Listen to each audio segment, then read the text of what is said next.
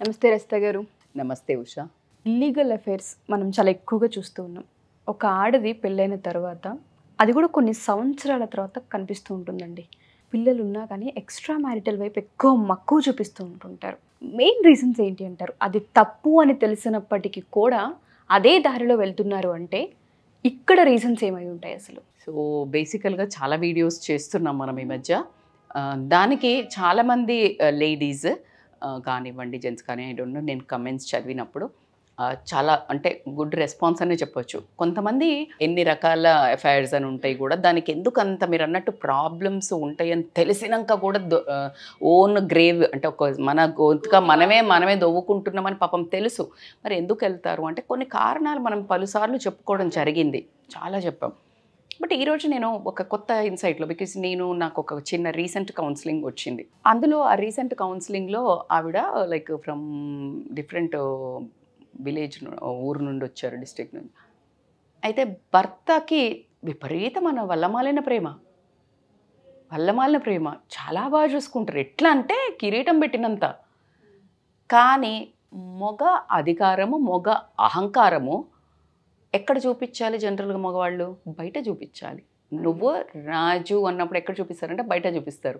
వచ్చిన తర్వాత రాణి దగ్గర ఎలా ఉంటారో, అసలు ఆ రాణి మందిరంలోకి రావాలంటే ఆయన అనుమతి వచ్చిన బ్యాక్గ్రౌండ్ నుంచి, అంటే భార్యని ఆ రకంగా తన ఏకాంత మందిరంలోకి రాజు రావాలన్నా కూడా దడేలమని రాడు, వస్తున్నా అని చెప్పి పంపిస్తాడు. అప్పుడు ఇవి శృంగారించుకొని ఆవిడ రెడీ అయ్యి ఆవిడ చలికెత్తలు అట్లా వచ్చి ఆవిడను అంత అటెన్షన్ ఇచ్చి ఆవిడకు అంత రెస్పెక్ట్ ఇచ్చి, దాన్ని రొమాన్స్ అంటారు, దాన్ని శృంగారం అంటారు, దాన్ని వాల్యూ ఇవ్వడం అంటారు. అంటే అక్కడ తనకు అంత ఇవ్వడంతో తను ఎప్పుడైతే నీకు పడక సుఖంకి వచ్చే వరకు ఖచ్చితంగా పూర్తిగా సరెండర్ అవ్వడం జరుగుతుంది.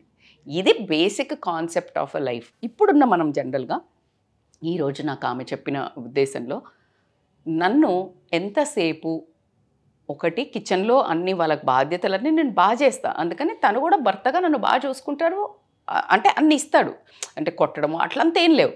కానీ ఫిజికల్ వచ్చే వరకు అది ఒక పనిలాగా, నన్ను ఒక సెక్స్ ఆబ్జెక్ట్ లాగా, భార్య అంటే ఒక దానికి మాత్రమే పనికొస్తుంది, కిచెన్లో అండ్ బెడ్రూమ్లో మాత్రమే పనికొస్తుంది. ఇంకా దారుణం ఏంటంటే, నేను ఇన్ని చేసి అలసిపోయి నా పిల్లలను చదివించుకొని నేను అన్ని చేసి పడుకున్నాక ఆ టైంకి రాకుండా, అంటే ఇప్పుడు 10ంటికో 9ంటికో బెడ్ ఎక్కుతాం, అప్పుడు కదా కొంచెం ఏమైనా రొమాన్స్ చేసుకోనో కొంచెం ఏదన్నా అనుకుని అట్లా పడుకుంటాం.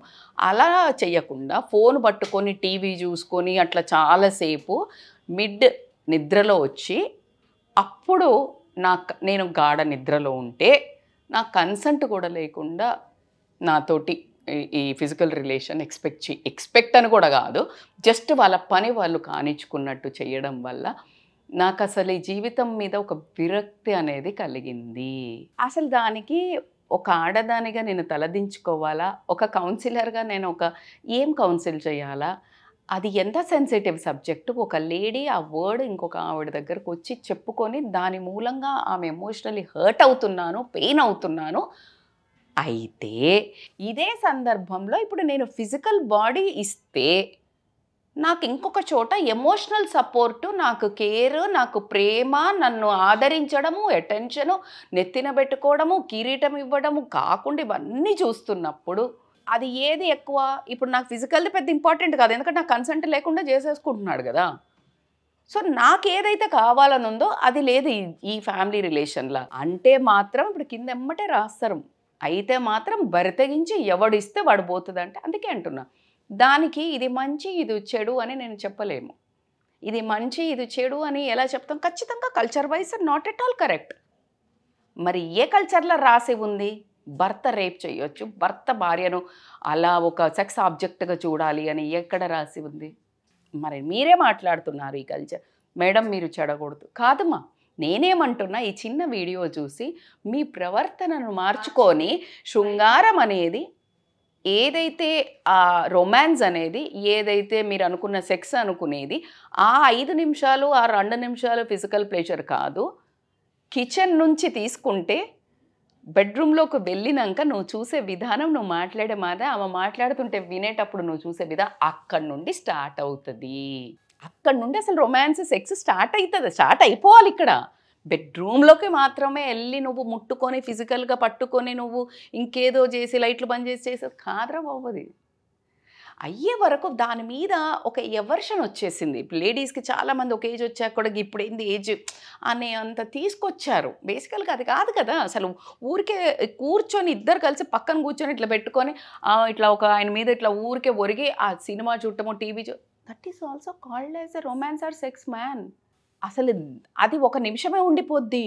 ఇది ఎంతవరకు ఇస్తుందో ఆ హ్యాపీనెస్, ఆ ప్లెజర్ మీరు చేసి చూసి నాకు కమెంట్ చేయండి.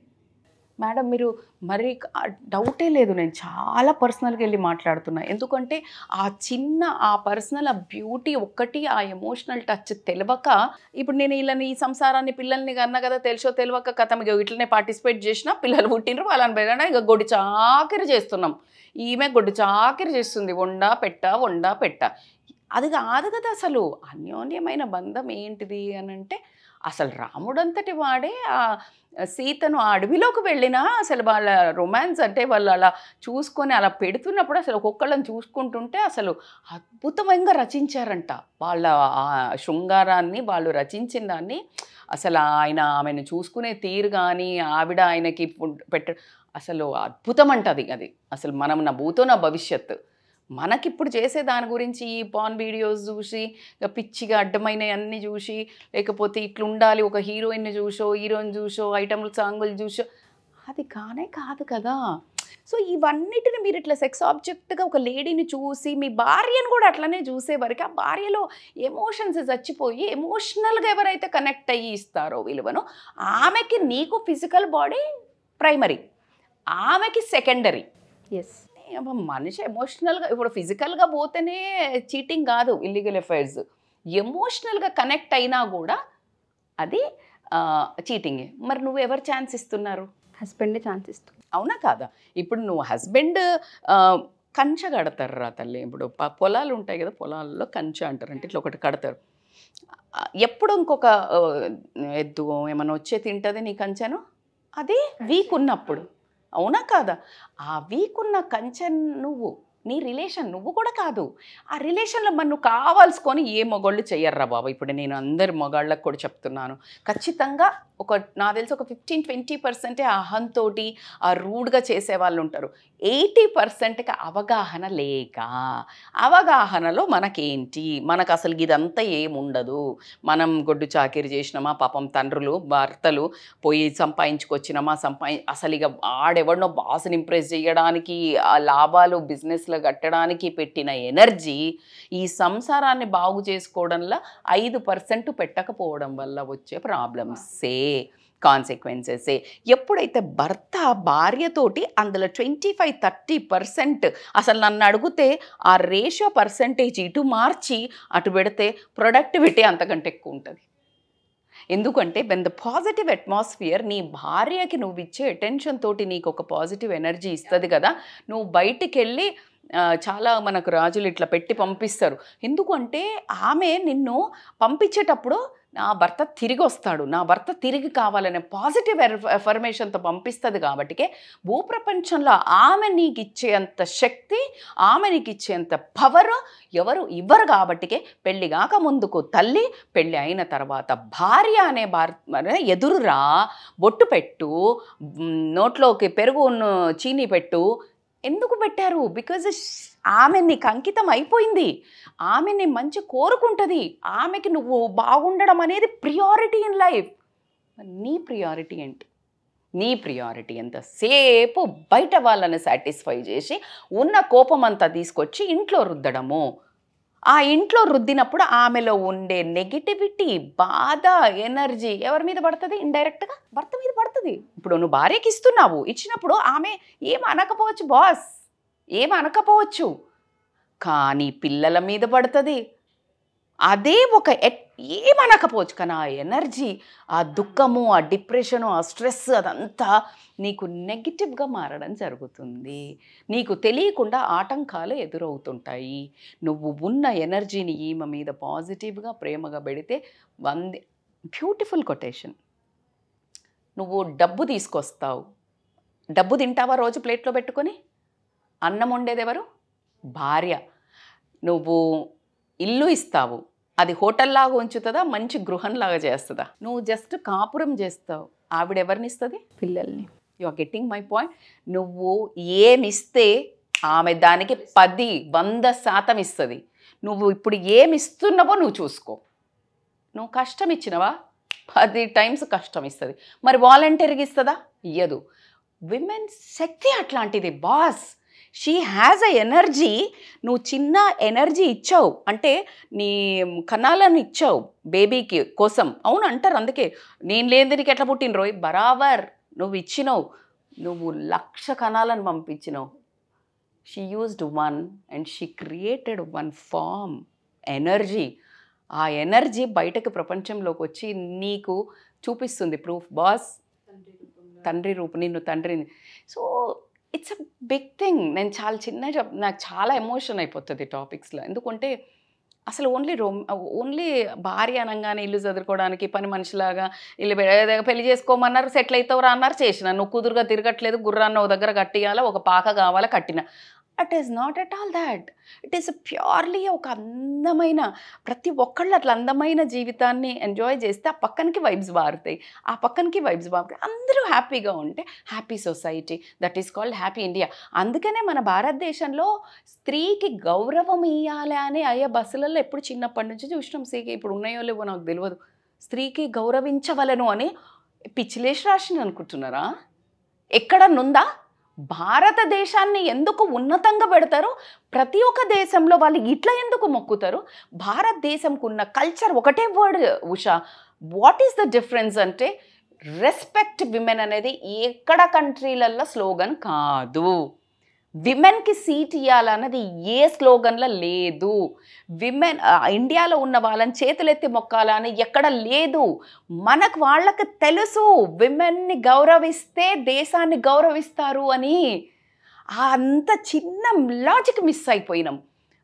ఎందుకు మిస్ అయినాము అంటే ఇప్పుడు ఇక మళ్ళీ నన్ను అండరేమో ఏమనంటే అందరు సేమ్ అంటున్నారు కదా మేడం, విమెన్ సేమ్ ఎప్పటికీ కాలేరు, ఎట్లయితారు? నేను అట్లా అంటే మేడం మెన్ తక్కువ బరాబర్ చేయను. They have their own way respect. That men can go directly రాత్రి 10ంటికి 12ంటికి 1 గంటకు పోతున్నా ఎవ్వడు బ్యాడ్గా చూడడు, టెన్షన్ లేదు. అదే విమెన్ పోతుంటే ఎంత స్ట్రెస్ క్రియేట్ అవుతుంది. సో ఎవరికి ఆ బ్యూటీ ఉండాలబ్బా. మేము ఎవ్వరం ఎప్పుడు ఎందులో పోటీ పడండి అంటే సక్సెస్ సాధించటంలో, మంచి చేయటంలో, మీ గోల్స్ని బాగా చూడడంలో, తల్లిదండ్రిని ఈక్వల్గా సమానంగా చూడాలని ఇందులో పోటీ పడండి. And don't compare with men and women equally. నేను ఎవరూ ఎక్కువ కాదు, ఇద్దరూ సరి సమానమే, ఇద్దరూ 2 ఎడ్ల బండి. మన భూప్రపంచంలో మంచిగా పంటలు పండాలా మంచిగా అంటే 2 ఎడ్లు ఉంటేనే పండుతుంది. లేదు మేడం 1 ఎద్దు మీద తీసుకెళ్తున్నారు, బట్ వెనక నాగలికి మొత్తం పండ్లు ఉంటాయి కింద అంటే అది కుటుంబం. ఇట్ హ్యాస్ ఇమ్మెన్స్ అసలు examples I can give. But ఫైనల్గా ఐసే మ్యూచువల్ కన్సెంట్ తోటి ఫిజికల్ రిలేషన్లోకి భార్యను కూడా అంతే గౌరవించి కనుక మీరు ఎప్పుడైతే తన ఇంట్రెస్ట్తో వాల్యూ ఇస్తారో ఆ రిలేషన్ ఇట్లాంటి అవకతవకల నుంచి బయటపడుతుంది, ఇలాంటి అవ్వకుండా జరుగుతుంది. At the same time supreme court మన కోర్టులలో కూడా భార్య కన్సెంట్ లేకుండా ఫిజికల్గా ఇట్లా ఫోర్స్ చేస్తే అది రేపు కింద కన్సిడర్ చేయడం కూడా మనకు తెలిసింది. అంత బాధాకరమైన విషయం చేయండి అంటే ఎంతమంది అండర్గో అయితే ఆ జడ్జిమెంట్ వచ్చి ఉంటుంది మీరు గమనించండి. వీఆర్ నాట్ టేకింగ్ ఏమైనా గివే చేస్తారా అంటే అరే భయ్ అది పెద్ద జడ్జిమెంట్కే వచ్చింది. It's a big topic. So భార్యకి వాల్యూ ఇవ్వండి. భార్యతో మీరు ఫిజికల్గా వెళ్ళేటప్పుడు కన్సెంట్ తీసుకోండి. కన్సెంట్ అవసరం లేదు అంటే అసలు కన్సెంట్ అవసరం లేనట్టు అంత ప్రేమ చేయండి. అంత ప్రేమ చేసినప్పుడు ఆ మనస్సును మీరు నొప్పించకండి. నొప్పించినప్పుడు అది అసలు వాళ్ళకి వాల్యూ కానప్పుడు వాల్యూ కానిది ఎక్కడైనా ఇచ్చేస్తారు కదా. సో కాబట్టికే మీ జీవితం ఖచ్చితంగా మీ ఫ్యామిలీలోనే మీ భార్య దగ్గరే ఉంది. మీ హ్యాపీనెస్ మీ ఇద్దరు హ్యాపీగా ఉంటే ఒక టీం అయినరు అనుకో మొత్తం గెలుపు మనదే, అంటే పిల్లలు మన మాట వింటారు. సో కాబట్టికే become 1 team, be a happy beautiful wife and husband family అని మాత్రం చెప్తాను. వండర్ఫుల్ నరేషన్, చాలా బాగా ఎక్స్ప్లెయిన్ చేశారు. చాలామంది ఫ్యామిలీకి ఎస్పెషల్లీ భార్య భర్తలకి ఈ వీడియో చాలా హెల్ప్ అవుతుంది, ఇంపాక్ట్ని క్రియేట్ చేస్తుంది. థ్యాంక్ యూ రజిత గారు. Thank you so much Usha.